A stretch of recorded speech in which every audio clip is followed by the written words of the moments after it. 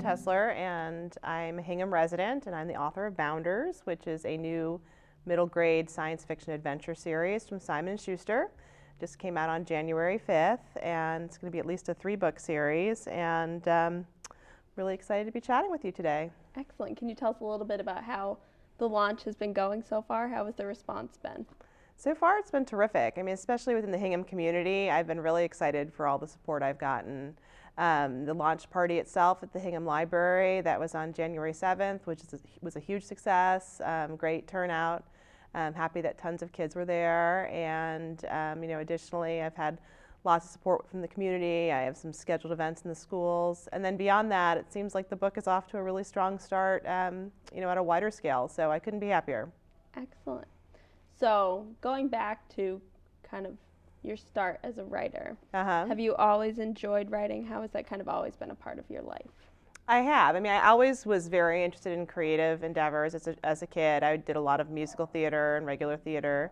And I also did a lot of writing. And, sort of one thing that comes to mind, I mean, I actually was like writing little books and illustrating them as a very young child. And then in 5th grade, I did an adaptation of the song Teddy Bear's Picnic and wrote my 5th grade play. So, that stands out as sort of an early writing experience. And then, I continued doing a lot of writing, but never a novel-length project. And then ended up going to law school, which is a writing-heavy profession, but obviously not so much in the creative vein. Have you always considered yourself to be a creative person, and how do you think that influenced Bounders? I absolutely do. I mean, really, that side of my brain, the creative side, is something that's always was front and center for me growing up. Like I said, I did a lot of theater, and then even while working at a law firm, I was sort of known to having some creative flair to my legal writing. I turned away from sort of the more traditional legalese style of writing, and had some sort of I was known for that to some extent within the firms I worked at. And then in terms of how it brought me to writing Bounders, after having children, my youngest son was probably around 3. We did a fairly large home renovation in Hingham, and as part of that, I was managing the project day to day, and it really involved a lot of creative thinking. Particularly on a macro level of seeing how everything in the renovation was going to work together. And it really just reminded me of how much I missed creative endeavors more on a day-to-day basis. So at that point, I made a commitment to really dive back into writing. I figured if I had enough time to renovate the house, then I could set aside those hours once that project was done and devote that to writing. And that really was the strategy of how I got in to writing novel-length projects. Very cool. So thinking about your own kind of childhood and growing up, I know you grew up in Tennessee, and you talked a little bit when I was at your book launch party about your creativity back when you were a child. So can you kind of walk us through your childhood as well as your education and how you found yourself going to law school? And Sure, yeah, and actually I moved a ton growing up. So I was born in Chicago, and then I was raised in elementary school. I was in the South, in Tennessee and North Carolina. And then I lived in Belgium for a while, and I ended up graduating from high school in Michigan. So we were moving quite a bit. But living in the South, where I grew up, we lived in a very rural area. We were sort of kids on the run, so to speak. We'd leave in the morning and go down to the creek and swing on the vines and that kind of thing. And really I remember that time as being a time full of imagination and imaginative play. I think I mentioned at the launch that I have a lot of fond memories of playing Star Wars and swinging from the vines and pretending that I'm, Leia and Luke swinging across the Death Star scene with the stormtroopers after us, and just really loving being in an imaginative place and developing my own imaginative world. So, beyond that, in terms of my education history, which I think you asked, I was really involved in theater in high school, and my parents, I think, sat me down and said, we'd love you to go that direction, but on the other hand, maybe think about, getting a degree and possibly coming up with a safety net career. And I think that those discussions sort of ultimately led me through college at the University of Michigan and then on to the University of Michigan Law School. But even at the University of Michigan Law School, I took a class called Legal Imagination, which was with a very wise educator named J.B. White. And he really focused in on how the power of language is influential even from a legal perspective. So, I mean, always there for me was this draw toward the use of words and the use of language, both creatively and also as a way to persuade and to create your own power. Follow-up question. You said Sure. that you moved around a lot as a child. Do you think that moving around made you drawn more towards having kind of a stability within your fiction world, your imagination? Do you think that impacted you at all? Well, I think moving around, I mean, for me, and I think it depends on the person, but for me, it definitely, I came out of that being a very highly adaptable person, and also someone that's able to find niches where I can fit. So, I think certainly growing up in that way, theater was a place that was easy for me to come into a new environment and find sort of my common peers. And then in terms of developing fictional worlds, I mean, I do think that I have a real breadth of exposure, especially having lived overseas and lived in many places across the country, that I have a great well of resources from which to draw. That said, I think that you can draw from your own imagination to equal extent. So while I do think I'm lucky to have such a varied childhood, I don't think it's necessary to have had that in order to be a strong imaginative writer. Do you want to talk a little bit about the transition from writing in a very theoretical sense to writing children's fiction? Sure. I mean, there's like sort of two sides of that. There's the sort of fun and like bigger picture macro comment, and then there's like a logistical element. So, from the fun and macro level, I mean, it's really been great. I mean, it stimulates my brain in a way that I think had been dormant for a long time. One of the neat things about writing a novel-length project is that you have to hold a lot of information in your head at one time and draw a lot of connections. And so there's a lot of working on your subconscious, which I find just really compelling and awesome. And I really, when I write, certainly unlike legal writing, I very much go to the place I'm writing. So if I'm writing alien battle, like I've lived through an alien battle that day, and it's very transportative. And unlike legal writing, which is very technical and requires a lot of very conscious focus on facts and law, obviously. But I will say that a few funny things is, no one in the legal community, or I shouldn't say no one, it's not common to use, say, contractions regularly in writing formal legal writing, or a more casual tone. So for a while I tried very actively to switch back and forth, writing, maintaining a very formal level of discourse in my legal writing, and then writing informal level in my fiction. Because when you read fiction, there's contractions, there's a lot of informality, no matter what level of fiction you're writing. But I've kind of let that go now. So the legal writing I still do is infused with much more informality than it used to be.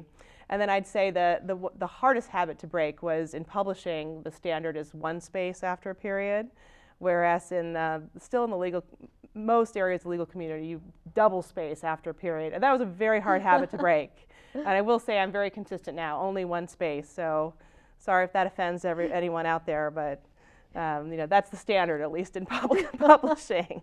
You've transitioned to that. I have transitioned. Single space after the period at the end of the sentence is the way to go. So are you still a practicing lawyer? I am, yes. So up until the middle of last year, I was the general counsel at an investment firm in Boston. And then I think July 1st, I stepped down from that role, but I'm still what's called special counsel, which is essentially like a consulting position for them. I work primarily remotely, which has been a nice change because I was going to the city 3 days a week, so it's gotten me a lot more time. And it's been great. I mean, I still very much enjoy practicing law. I've done it for a long time, over 15 years, and my company has been extremely supportive with my turn into fiction. So it's an arrangement that's worked for everyone. So I'm very lucky that way. That's great. How have you found it to be balancing the law world and the fiction world? Well, it's certainly what I was in a little over my head until I made this change. I guess I'd say I had a lot of balls in the air because by last year I was under contract on these books and also working as a general counsel of the company, and I'm the primary caregiver of 2 small children, so it was a lot.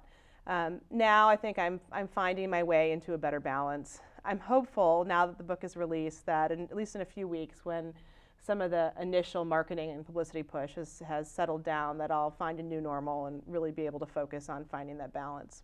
Can you talk a little bit about the process of actually writing a book? How does that happen from the idea in your head till getting it to a publisher? Can you walk us through the steps? Sure, and it's different for everyone in terms of the writing, but my process is pretty consistent on how I tackle a book, which is I have an idea or a scene that comes to me, and I sit down and I draft it. And for me, being a lifelong perfectionist and type A personality, the really one thing I had to let go early on in my writing was this desire to go back through and revise and revise and revise a scene or a chapter until I felt it was perfect or at a level that I felt satisfied with. And to me, that was by far the biggest roadblock to be able to write a novel-length project. So I don't do that anymore. I sit down and I just write a first draft of a book to the point where I rarely will go back and read anything I've written, maybe a couple paragraphs just to get the rhythm of where I am. But I'll write a first draft through. And the reason for that is, for me in my process, I really have to get to know these characters. I have to get to know what it is, where they want to take the story, because a lot of that for me happens on more of an organic, subconscious level. And I'm not really capable of making them shine and polishing a scene until I really fully understand them and their motivations. So once I have a first draft done, which I can usually push out fairly quickly, I go back and I do probably 2 to 3 revision passes on the full manuscript. And I have a variety of different editing and revision strategies for that. But in terms of for Bounders in particular, that was the book prior to it being sold. If you're seeking to publish with a traditional Big 5 publisher, the standard route, with very little exception, is that you need a literary agent in order to submit to publishers. So I dove into what's referred to as the query trenches and put together a short query letter and sent those out to literary agents. A lot of literary agents, which again is very common. It's would be unusual for someone to find a literary agent extremely quickly, although it happens. Fortunately, after a few months, I found representation and then went through a round of revision with my agent, who then submitted Bounders to publishers. And it was acquired in, let's see, now I have to think this through. It was acquired in the September of 2014 by Simon & Schuster. Okay. What kind of edits do you do when you go through? What does that process look like? So the revision pass. Well, so one thing I do, which I highly recommend to writers, is I do use a beat sheet. The one I use is called Save the Cat. It's actually very common in screenwriting, and there's several others out there where you can take a look at a structured beat sheet of when certain things tend to happen in a plot, and see how your novel is tracking with that. So I find that as a helpful sort of first order business to see if I'm hitting certain beats in a novel, like an inciting event and climax and other, the different acts that might fall within a traditional story, to see if they're falling in roughly the right places in the word count of a book. I also go through and read, for this book, it's an ensemble cast of 5 major characters. So, and each one of them is very unique, and each character in Bounders has an aspect of brain difference or neurodiversity. So I was very aware of making sure that each specific character was fully developed. So I read each chapter thinking only of one specific character and his or her reactions within a scene. And I found that to be particularly helpful. Just some concrete examples that would come from that is making sure that each character's dialogue was specific to them, using phrases that they would use, or expressions only they would use, or even sort of rhythmic quality to dialogue that only they would use. So that's a revision with an eye toward character development. And then, so I should have brought a picture. toward the end of revising, I write out a note card for every chapter in my book, and I lay it all out on my kitchen counter, and I highlight the various plot, the main plot, and then the subplots, and I take a look, just stand back and visually take a look and see, is there too much pink here? Is there too much green here? Or does it look like I'm equally weighting things and coming back at the right sort of moments? It's a really great sense of taking like a step back and looking at your book, and you can tell fairly quickly whether or not there is something out of balance.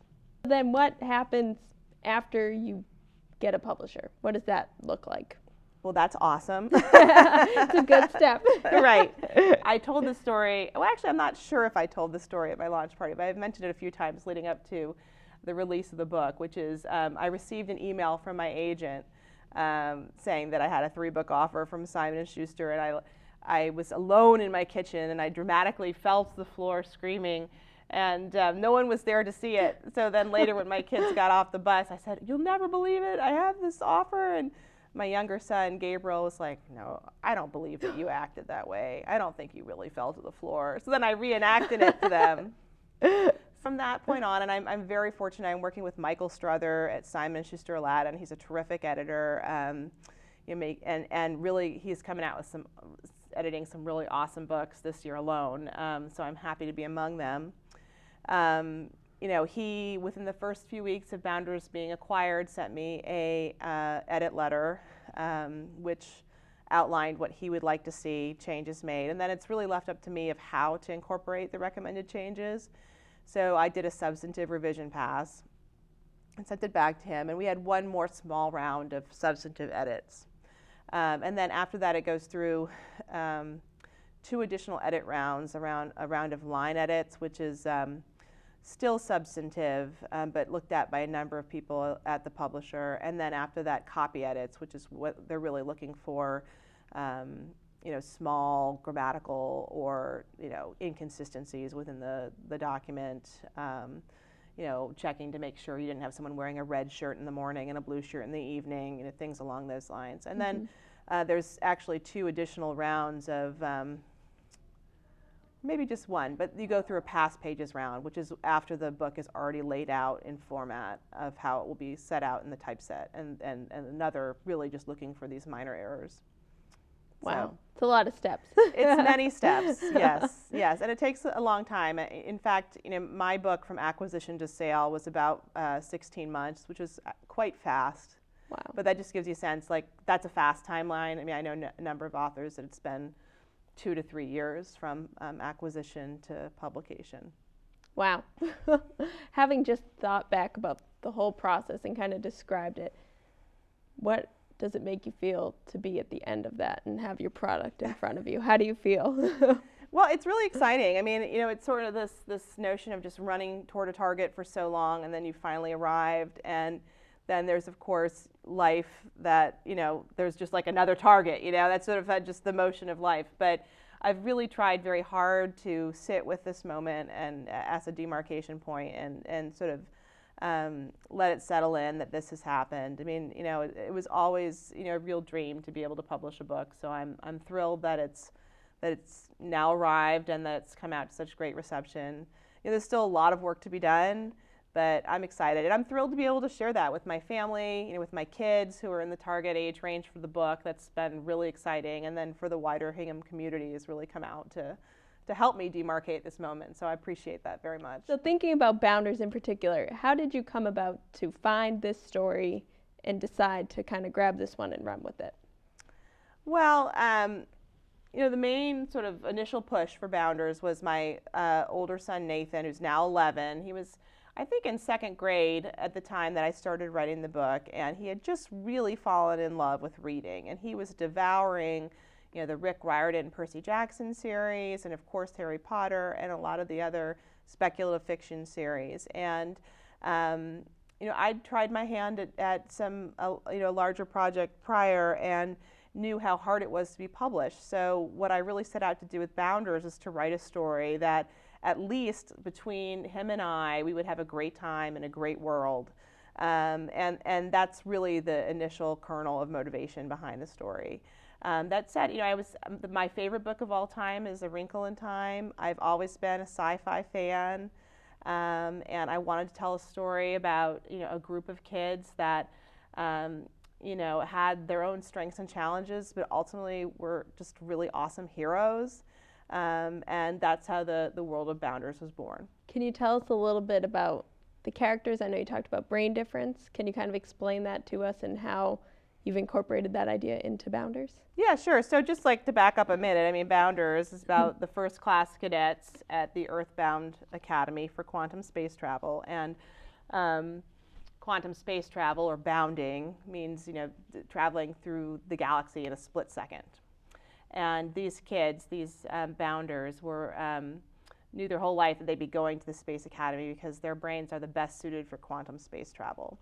And in terms of what that means, each of the characters is different, but they do have certain aspects of brain difference, ranging from some sensory processing challenges to executive functioning challenges to some of them are particularly impulsive or very intuitive or empathic, and their various strengths and challenges sort of come together as a complement to save the day, I guess you'd say. Shortly after they arrive at the Earthbound Academy, they discover some secrets and realize that Earth Force has not been completely honest about why it needs the Bounders. So, sort of the great mystery of the book is these kids both figuring out what their true mission is, and then, once they know that, deciding whether or not they're going to complete it, and then working together to do so. So thinking about kind of the idea of brain difference, it's something that isn't necessarily in all books, especially children's books. Right. So why was that something that you wanted to do, and how do you think that helps the readers kind of relate to the characters? Well, first of all, I'd like just to back up and say I think that the characters in Bounders are relatable to anyone. Mm-hmm. I think that everyone can identify with certain aspects of the strengths and challenges that at least one or more of these characters are going through. So there's that, and then aside from that, I think that there aren't a lot of books out in the market right now that deal with neurodiversity, where neurodiversity is not the primary focus and issue of the book. This is really, the kids have neurodiversity and brain difference, but really this is an exciting adventure story. So that's really setting characters with neurodiversity in a fun adventure series. There's no diagnostic labels used in the book. Mm-hmm. It's really a book meant to embrace and highlight our differences. Do you want to talk a little bit about how it's been for you releasing a book for your kids that your kids' friends have read? How has that process been? Yeah, it's really been awesome. I mean, I couldn't be happier with the reception here in Hingham. It's been a highlight. I mean, starting last year, I went into my kids' classrooms and started talking to kids. And again, I'm going into many of the schools in the coming weeks to talk about the book and about writing and creativity. And it's really been terrific. I mean, there's been tons of adult readers and some kid readers too, leading up to the release. But now Bounders is really reaching kid readers, which is, where my heart lies and what I'm excited about. And it's been terrific. I mean, I had tons of kids at the book launch, which was great, and they seem very enthusiastic about the book, and they're reading the book. I'm hearing a lot of positive feedback about it, and it's been terrific. And just a huge shout out to both the library and Tatsi McGonigal, who's been a great friend and advocate of the book and hosted the book launch. And then also our local independent bookstore, Buttonwood Books, is really, not from Hingham, from Cohasset, but still our closest independent bookstore has really come out and helped. And we're actually doing another event on February 10th there. So that'll be fun. So just really a lot of great community support. When you go into the schools, what are you telling them? What messages are you giving them about writing? It's definitely tailored to the specific requests of the teachers. Mm-hmm. But, in general, I give them a little bit of the background on the publication process in the book, like we've talked about mm-hmm. today. And then There's a lot of easy strategies that I think, well, easy in the sense of they're easy to understand and then, take them with you to apply into your writing. For example, the use of sensory details in writing is one that there's a lot of good examples in Bounders and other mentor texts that I think that I can convey that to the kids. And then the use of strong verbs and other word choice. That's a lot of what we focus on. And then also narrative structure. I wouldn't go through a full beat sheet with kids, but they can very easily understand the beats of a traditional narrative structure, and often are being taught that in school. So I think about hearing about from an author about how I also use narrative structure and beats in writing, and how you can take a step back from your writing and see if you're hitting certain beats in narrative structure.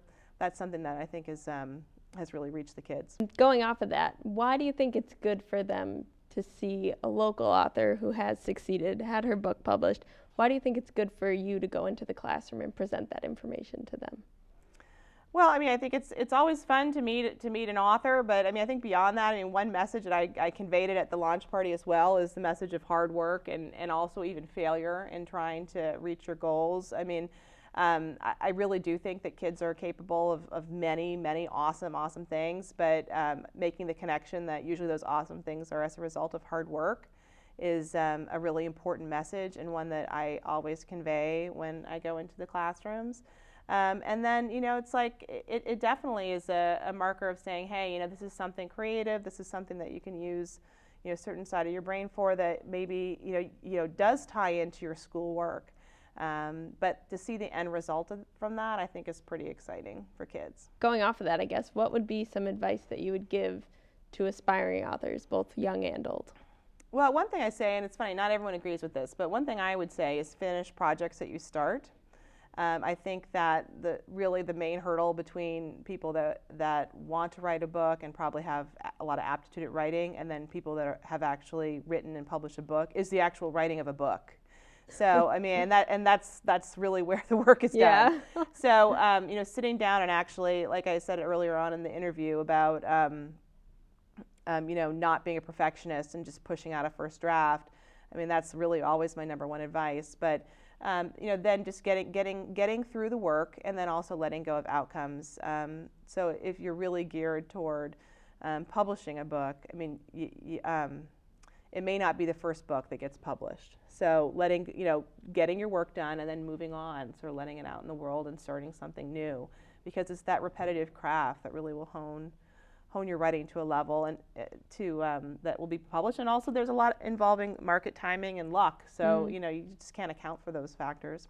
And then really talking more to a kid writer, I would say that flexing your creative muscles in all ways is great for writing or any creative endeavors. And one of those ways is even just daydreaming, reading a book and closing it and having your own adventures at Hogwarts or at the Earthbound Academy, and continuing to do things like playing musical instruments or theater, or even just playing pretend rather than video games sometimes. It's really, that's how you flex your creative muscles, and don't be afraid about bringing that into your writing in school. Going back to kind of the idea of persistence that you talked about, and hard work and finishing your product, what would you say was your biggest obstacle, your biggest hurdle to jump when you were writing the book?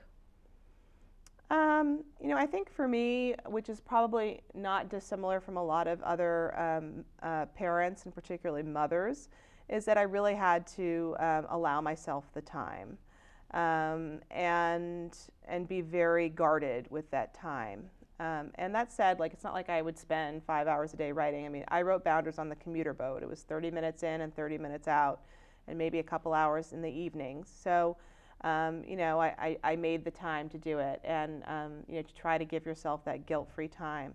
The one thing I'd say about that is, it's funny, I hadn't really thought that through extensively, but my kids are so excited and proud about this book, and so it's like any moment I would have had feeling guilty about the time I put in to write this. I can see just firsthand proof of how that would not have been productive sort of use of my time, the guilt, because the other side of that is their mom has a book out and they're super excited. And also, even if it hadn't have resulted in publication, like I think they were very excited to see me working really hard for something that I wanted, and just the modeling of very hard work toward an end goal, something that was not going to be accomplished in a week, that had to take place over many months and even years. I think that's a really great role modeling for kids. So, I wouldn't be afraid to jump into those big projects. There's payoff for everyone. And I'm sure they are so proud of you too, so that's great. Everyone wins, right? Right, that's kind of how it feels. So what's next for you? What's next on the agenda after Bounders? Well, I'm very fortunate that Bounders is going to be at least a 3-book series. So my second book is drafted, and with my editor, I'm patiently awaiting my first round of edits to go through that whole editorial cycle I described before.